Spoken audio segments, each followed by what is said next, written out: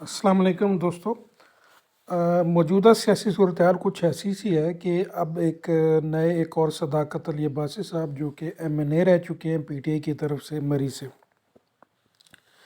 انہوں نے عمران خان پر الزامات کی بوچھاڑ کر دی ہے۔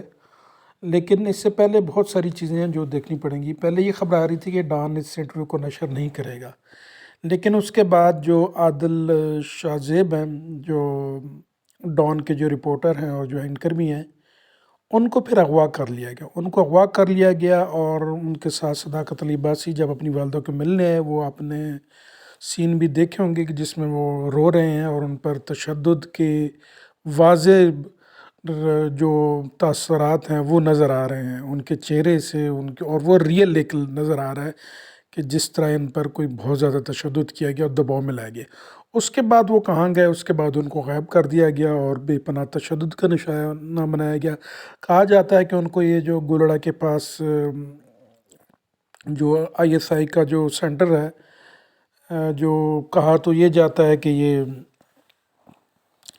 شاید ہمارے دفاع کے لیے ہے، لیکن یہاں پر لوگوں کو تشدد کا نشانہ بنایا جاتا ہے۔ بلوچستان سے بھی جن لوگوں کو غائب کیا جاتا تھا تو وہ یہیں پر ان کو تشدد کا نشانہ بنایا جاتا تھا، اور یہیں پر ان کی بعض اوقات انہوں نے لاشیں بھی دفنائی ہیں۔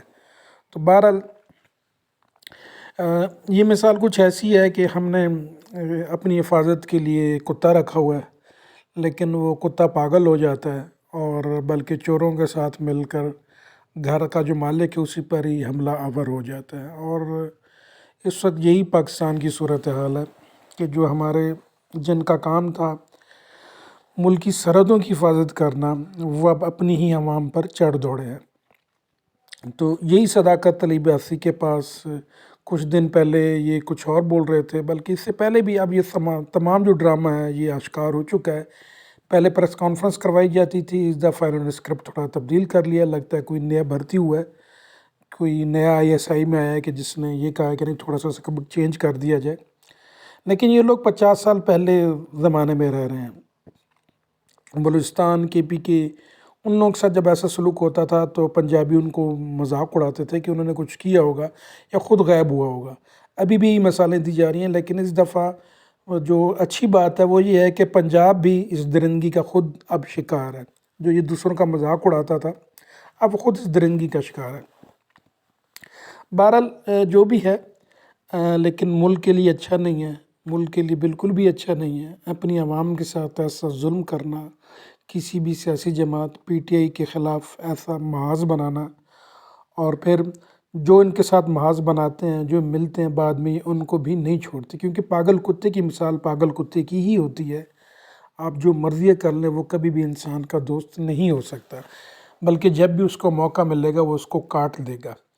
تو پاگل کتے اور بھیڑیوں کا اس وقت نظام چل رہا ہے پاکستان میں، اور بہت افسوس کی بات ہے کہ ہمارے نوجوان فوجی جو کہ حلف اٹھاتے ہیں آئین کی پاسداری کی، اس ملک کی حفاظت کی، ان سے یہ کام کرایا جا رہا ہے۔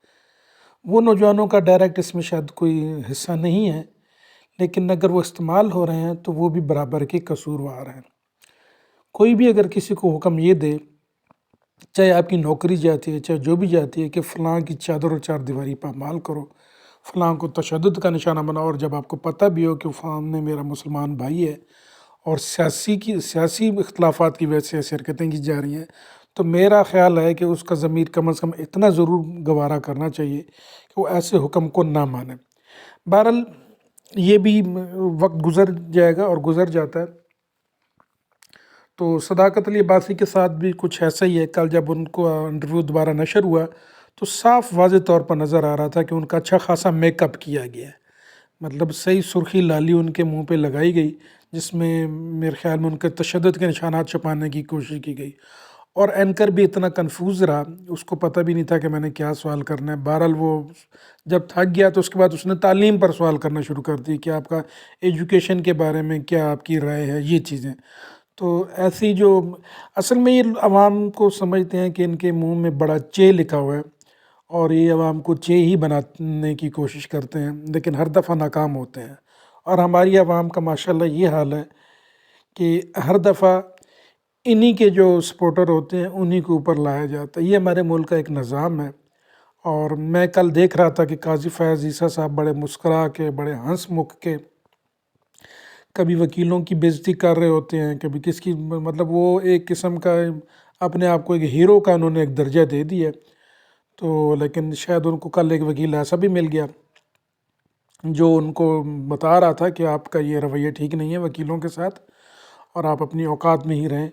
تو بہرحال یہ سارا ایک اسکرپٹ کا حصہ ہی ہے، اور یہ سب ایک قسم کا ڈرامہ ہی ہے۔ جس طرح 9 مئی کو ایک ڈرامہ رچایا گیا جس میں 2-3 اداکار اور 2-3 رنڈیاں بیچ میں پرچیز کی گئیں کہ وہ اس میں رول ادا کریں، تو ایک تمام کام ایسا ہی چلتا رہا۔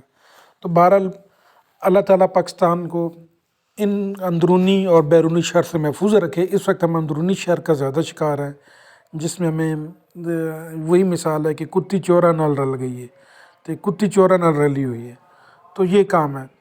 تو بہرحال آپ سب کو چاہیے کہ ملک و قوم کے لیے کچھ کریں، اور ایسے غیر قانونی جو حکمت عملی ہے اس کی مذمت کریں، جو ہو سکتا ہے اس کے خلاف رول ادا کرنا چاہیے۔ پاکستان زندہ باد۔